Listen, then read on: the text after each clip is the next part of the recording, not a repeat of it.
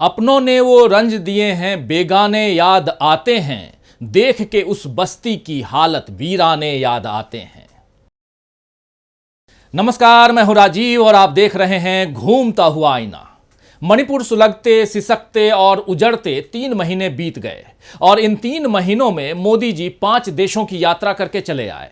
3 मई से मणिपुर में तनाव बढ़ा, आप सब जानते हैं, और 23 मई को मोदी जी ऑस्ट्रेलिया चले गए। उसके बाद अमेरिका और इजिप्ट गए और उसके बाद फ्रांस और सऊदी अरब गए। यानी कुल 5 देशों की यात्रा करके प्रधानमंत्री नरेंद्र मोदी फिर देश के अंदर भी कई राज्यों के चुनावी सभा करते हुए दिखाई दिए। आप देखिए कि राजस्थान, छत्तीसगढ़, मध्य प्रदेश और तेलंगाना सब नाप लिए मोदी जी, और यूपी भी चले गए, दक्षिण भी चले गए। मगर मणिपुर जाना तो अगर आप आज की तारीख में मोदी जी से पूछेंगे कि आप क्यों नहीं गए तो वो कुछ नहीं बताएंगे। अगर मोदी जी से आप ये पूछेंगे कि इंडियन मैप में मणिपुर किधर स्थित है तो वो उसे भी बताना उचित नहीं समझेंगे। देश के हालिया इतिहास में ऐसी कोई मिसाल नहीं देखी जब जनता को उसके शासक ने इतनी गहरी चोट दी हो। दरअसल जनता के जख्मों पर मरहम लगाना तो दूर की बात है, मोदी जी आम लोगों की सिसकियां भी नहीं सुनना चाहते हैं। उन्हें केवल मोदी मोदी का नारा सुनना अच्छा लगता है।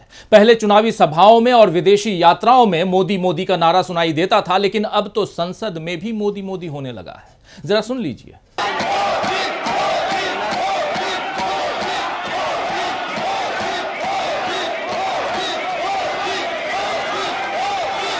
तो झूठ मूठ ही सही, लेकिन मोदी जी अपने सांसदों से यह तो कह ही सकते थे कि लोकतंत्र की गवाही देने वाले संसद में लोक की जय जयकार हो, जनगण मन की जय हो। लेकिन हमारे पीएम इतने आत्ममुग्ध हैं कि उन्हें संसद में भी अपने नाम के जयकारे अच्छे लगते हैं। तभी तो उसी संसद में वो सीना ठोक कर कहते हैं कि मैं एक अकेला सब पर भारी हूं।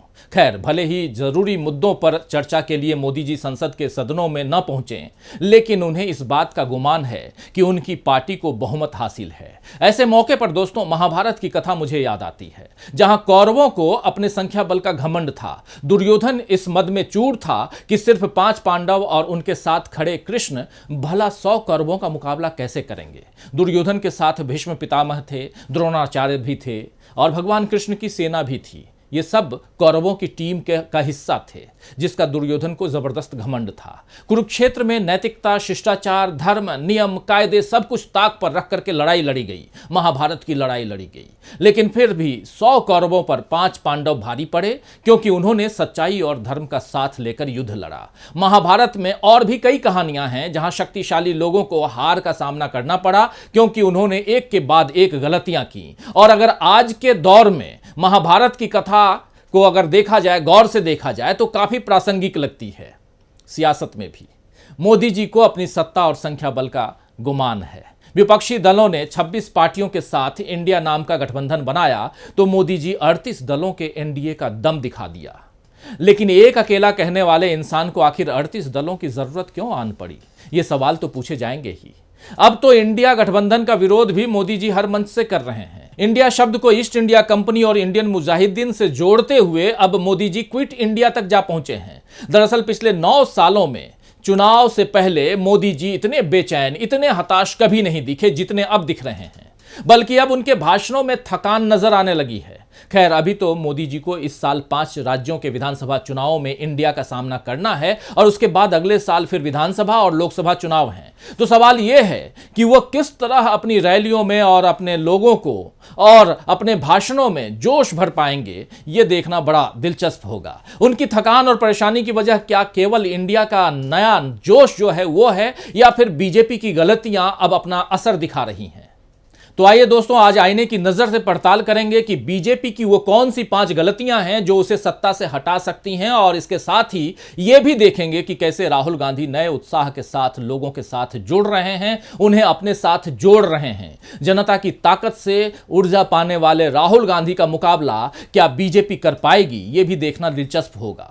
लेकिन शुरुआत करते हैं बीजेपी की 5 गलतियों से जो बीजेपी की सत्ता को हिला सकती है। मौजूदा राजनीतिक माहौल में बीजेपी की पहली सबसे बड़ी गलती यह है कि केंद्र और मणिपुर दोनों जगह सत्ता में होने के बावजूद न प्रधानमंत्री से उनकी जवाबदेही का हिसाब मांगा गया और न ही वहां के मुख्यमंत्री से हिसाब मांगा गया। कायदे से ये काम बीजेपी अध्यक्ष जेपी नड्डा का था कि वे अपनी पार्टी की सरकारों के प्रमुखों से जवाब मांगते या फिर उन्हें पद से हटाने का निर्देश देते। लेकिन देश जानता है कि आज के बीजेपी अध्यक्ष के पास असल में कितनी ताकत है। बीजेपी न सरकार चलाने में लोकतांत्रिक रवैया अपना रही है और न ही पार्टी के कामकाज में। दोनों जगह केवल एक ही व्यक्ति का सिक्का चलता है और वो है पीएम नरेंद्र मोदी। मोदी जी मणिपुर पर 78 दिनों तक चुप रहे और जेपी नड्डा उनसे ये पूछने की हिम्मत नहीं कर सके कि आप इस पर कुछ कहते क्यों नहीं हैं? क्यों बीरेन सिंह को सीएम पद से हटाया नहीं गया? इसकी जगह नड्डा साहब देश को राहुल गांधी के बारे में ज्ञान देते रहे कि वो मोहब्बत की दुकान चलाते हैं या नफरत का मॉल। और इधर मोदी जी ने मणिपुर पर तभी मुंह खोला जब वहां महिलाओं से बदसलूकी का वायरल वीडियो सामने आया। मान लीजिए कि वीडियो जनता की निगाहों में नहीं आता तो तय था कि मोदी जी चुप्पी के कुछ और दिन काट लेते। वीडियो के बाद बोलने का दबाव तो मोदी जी पर बन गया, लेकिन अब तक ऐसा कोई दबाव मोदी जी पर असर नहीं डाल पाया जिसके बाद वो मणिपुर जाकर खुद देख कर आते कि वहां उनके अपने लोग किस हाल में जी रहे हैं। आपको याद होगा कि मोदी जी ने बहुत बार कहा है कि मैं कई घंटे काम करता हूं, बिना थकान, बिना थके हुए काम करता हूं, और इसका राज बताते हुए वो अपने ही लोगों के लिए काम में कैसी थकान वाली बात कहते रहे हैं। 130 करोड़ जनता उनका परिवार है, ये भी कहते रहे। अब तो 142 करोड़ की बात होती है और परिवार के लिए काम करते हुए वो थकते नहीं हैं। तो सवाल ये है कि मणिपुर के पीड़ित लोगों को मोदी जी अपने परिवार का हिस्सा मानते हैं या नहीं? वो कैसे अपने परिवार के कुछ लोगों को रोता बिलखता उजरा लाचार छोड़ करके अपनी सत्ता बचाने के लिए रैलियां कर रहे हैं? ये तो सवाल उठेंगे। कैसे मोदी जी संसद में इस महत्वपूर्ण मुद्दे पर चर्चा करने से बच रहे हैं, भाग रहे हैं? बीजेपी की दूसरी सबसे बड़ी गलती यह है कि मोदी जी संसद में चर्चा करने नहीं आ रहे हैं और उनके मंत्री उनके बचाव में जिस तरह चीख रहे हैं, चिल्ला रहे हैं, उससे बात और बिगड़ रही है। जी हां, मैं बात कर रहा हूं स्मृति ईरानी की, जिन्होंने संसद में चीखने का नया रिकॉर्ड ही बना लिया है। कांग्रेस की सांसद अमी याग्निक ने संसद में एक सीधा सा सवाल किया था कि महिला एवं बाल विकास मंत्री और उनकी बाकी महिला सहयोगी मणिपुर के मुद्दे पर कब कुछ कहेंगी। बस इतने में स्मृति ईरानी ऐसी भड़क गई कि मानो किसी ने उनकी दुखती रग पर हाथ रख दिया हो। सीधे सीधे जवाब देने की जगह स्मृति ईरानी ने चीखते हुए कांग्रेस पर ही कई सवाल दाग दिए। उन्होंने आरोप लगाया कि कांग्रेस मणिपुर हिंसा के तथ्य छिपा रही है। छत्तीसगढ़ और राजस्थान पर सवाल किया कि हमें ये बताने की हिम्मत कब होगी कि कांग्रेस शासित राज्यों में महिलाओं के साथ कैसे दुष्कर्म होता है। और इतना काफी नहीं था कि स्मृति ईरानी ने कांग्रेस नेता राहुल गांधी पर बड़ा आरोप लगा दिया कि राहुल गांधी ने मणिपुर में आग लगा दी है। आप जानते हैं कि राहुल गांधी का मणिपुर जाना बीजेपी को फूटी आंख नहीं सुहा रहा है और इसीलिए अब मणिपुर के हालात के लिए स्मृति ईरानी ने राहुल गांधी को जिम्मेदार ठहरा दिया। और अभी विपक्षी दलों का गठबंधन इंडिया का प्रतिनिधिमंडल मणिपुर गया है, तो अब बीजेपी न जाने और कितना तिल मिलाएगी। तो बीजेपी की तीसरी सबसे बड़ी गलती स्मृति ईरानी का सदन के भीतर चिल्लाना है, क्योंकि इससे जनता के बीच जो संदेश जा रहा है वो बीजेपी के लिए सही नहीं है। बीजेपी की चौथी गलती है देश की आर्थिक स्थिति को नजरअंदाज करते हुए मोदी जी के फिर से हवाई दावे करना। आपको याद होगा कि पीएम नरेंद्र मोदी ने प्रगति मैदान में बने हुए 2700 करोड़ रुपए के सम्मेलन स्थल यानी कि कन्वेंशन सेंटर का, जिसका नाम भारत मंडप रखा गया है, उसका उद्घाटन किया है। सोचिए, जिस देश के लोग 270 रुपए की सब्जी नहीं खरीद पा रहे हैं, वहां 2700 करोड़ रुपयों का भव्य भवन बनाया गया है।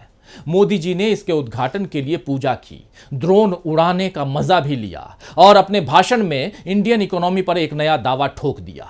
उन्होंने गारंटी दी है कि उनकी सरकार के तीसरे कार्यकाल में, यानी कि तीसरा टर्म भी आप दे दीजिए, और उस कार्यकाल में भारत दुनिया की 3 सबसे बड़ी अर्थव्यवस्थाओं में शामिल हो जाएगा। कमाल की बात है कि अब तक जहां $5 ट्रिलियन की इकोनॉमी की बात होती थी, वहीं अब 3 बड़ी अर्थव्यवस्थाओं में देश को शामिल करने की बात हो रही है, गारंटी दी जा रही है। अरे मोदी साहब, पहले टमाटर, अदरक, दूध और तेल के दाम कम करने की गारंटी तो आप दे दीजिए, ताकि लोग भर पेट आपके भाषण को सुन पाए, या भरे हुए पेट यानी खाली पेट नहीं आपके भाषण को सुन पाए। भूखे पेट तो भजन भी नहीं करते बनता, तो लोग भला आपके भाषण को भूखे पेट कैसे सुनेंगे। खैर, मोदी जी को इस बात से शायद ही कोई इल्म होगा, फर्क पड़ेगा कि देश के लोग भूखे हैं या परेशान हैं। अब तक तो उनका काम जुमलेबाजी और गारंटियों से ही चल जाता था। आगे क्या होगा पता नहीं, लेकिन आइए देखते हैं और समझते हैं कि अर्थव्यवस्था की मजबूती के दावों के बीच देश की हकीकत आखिर है क्या।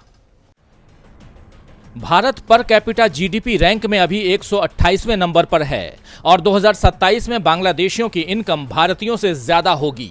आईएमएफ के अनुमानों के मुताबिक 2027 में भारतीयों की एवरेज सालाना पर कैपिटा जीडीपी $3,466 होगी, जबकि बांग्लादेशियों की $3,748 होगी। मानव संसाधन सूचकांक में भारत 131वें नंबर पर है। देश में 12.2% पढ़े लिखे बेरोजगार हैं और अकुशल बेरोजगार 21.4% हैं, जबकि शहरों में कुशल बेरोजगार 6.8% और गांवों में 6.5% हैं। देश का विकास तो तभी होगा जब जनता का विकास होगा, लेकिन जहां इतनी बेरोजगारी हो और प्रति व्यक्ति आमदनी कम हो और नए रोजगार के लिए मौके भी कम हो रहे हों, तो वहां मोदी जी क्या केवल 2-4% उन अमीरों का विकास करके देश को 3 बड़ी अर्थव्यवस्थाओं में शामिल करवा पाएंगे जिनके पास अभी देश की आधी से ज्यादा दौलत है? क्या सबका साथ और सबका विकास अब कुछ का साथ और कुछ का विकास में तब्दील नहीं हो चुका है? अपनी गरीबी और फकीरी की बात करके जनता की सहानुभूति पाने वाले मोदी जी को क्या देश की जनता के लिए जरा सी भी पीड़ा महसूस नहीं होती, जो अब 5 किलो मुफ्त राशन की मोहताज बना दी गई है? और सबसे बड़ा सवाल यहां यह है कि अगर मोदी जी तीसरे कार्यकाल में लौट आते हैं तो क्या तब भी 80 करोड़ लोगों को मुफ्त राशन की लाइन में खड़ा किया जाएगा?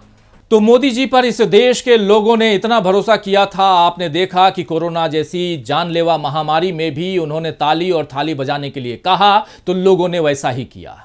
मोदी जी ने नोटबंदी करके सबको लाइन में खड़ा किया तो जनता ने उस फैसले को भी स्वीकार कर लिया। मोदी साहब ने कहा कि मैं 2 करोड़ रोजगार दूंगा, हर खाते में 15 लाख रुपए जमा होगा, तो लोगों ने उसे भी सच मान लिया। लेकिन हर बार मोदी जी के दावों की पोल खुलती रही, लोग खुद को ठगा महसूस करते रहे।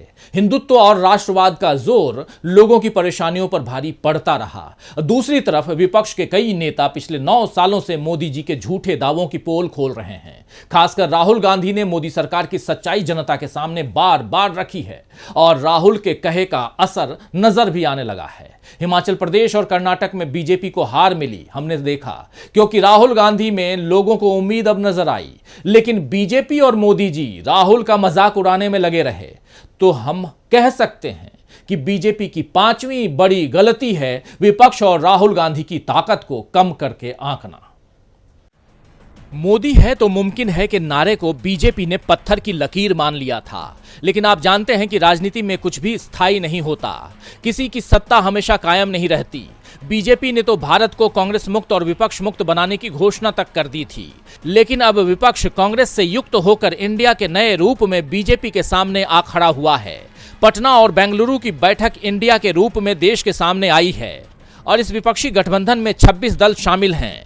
इस इंडिया ने अभी से मोदी सरकार को दबाव में लाना शुरू कर दिया है। संसद के मानसून सत्र में पूरा विपक्ष इंडिया के तौर पर बीजेपी को घेर रहा है, चाहे निलंबित सांसद संजय सिंह के पक्ष में खड़ा होना हो या अविश्वास प्रस्ताव पारित करना हो या फिर मणिपुर का दौरा करना हो। इंडिया मिलकर कदम बढ़ा रहा है। नरेंद्र मोदी को भी इंडिया की इस ताकत का एहसास हो चुका है, इसीलिए वो इंडिया शब्द पर बार बार अटैक कर रहे हैं और इस चक्कर में अपनी सत्ता को कमजोर बना रहे हैं। क्योंकि वो जितनी बार आलोचना करने के लिए इंडिया शब्द का प्रयोग कर रहे हैं, उतनी बार जनता तक इंडिया शब्द पहुंच रहा है। यानी मोदी जी दोनों तरफ से इस बार फंसे हुए दिख रहे हैं। तो बीजेपी की गलतियां मोदी जी की कुर्सी हिला रही हैं। इस कुर्सी पर मोदी जी कब तक जमे रह पाएंगे, ये देखना दिलचस्प होगा। वैसे बीजेपी की परेशानियों में अब और इजाफा होगा, क्योंकि राहुल गांधी की भारत जोड़ो यात्रा के दूसरे पार्ट यानी दूसरे चरण की तैयारियां लगभग पूरी हो गई हैं। जल्द ही राहुल गांधी फिर से जनता के बीच, जनता से जुड़ते और जनता को जोड़ने के लिए पैदल चलते नजर आएंगे सड़कों पर। और इस बार उत्तर प्रदेश और राजस्थान में भारत जोड़ो यात्रा कई दिनों तक रहेगी। पोरबंदर से शुरू होकर अगरतला तक चलने वाली इस यात्रा से फिर देश में राहुल की बात होगी, राहुल की ही चर्चा होने लगेगी। जब बात मोदी से निकलकर राहुल तक पहुंच जाए, यानी राहुल के जननायक बनने तक बात पहुंच जाए, तो ये बीजेपी के लिए अच्छे संकेत नहीं होंगे, तय मानिए। खैर, महान शायर हबीब जालिब ने ठीक ही फरमाया है कि एक हमें आवारा कहना कोई बड़ा इल्ज़ाम नहीं, एक हमें आवारा कहना कोई बड़ा इल्ज़ाम नहीं, दुनिया वाले दिल वालों को और बहुत कुछ कहते हैं। तो आज के लिए बस इतना ही, फिर मिलेंगे खबरों के नए आईने के साथ। तब तक देखते रहिए डीवी लाइव। नमस्कार।